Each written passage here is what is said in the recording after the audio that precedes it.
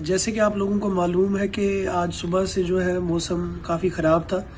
तो मौसम ख़राब होने की वजह से जो मुगल शाहरा पे जो है बर्फ़बारी का सिलसिला शुरू हो गया था सुबह से।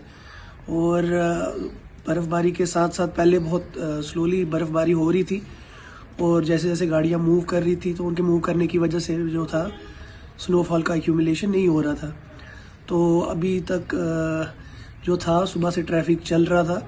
और जैसे कि आप लोगों को पता है कि आज जो नेशनल हाईवे जम्मू का भी है वो भी बंद था, तो वहाँ का भी ट्रैफिक यहीं से जो था यहाँ से मूव कर रहे थे। तो जैसे कि अभी खबर आई है, हमारे पास इंफॉर्मेशन है कि जो रोड है वो स्नोफॉल एक्यूमुलेट होने की वजह से पीर की गली के पास जो है तो उस वजह से बंद हो गई है। तो अब लोगों से रिक्वेस्ट है कि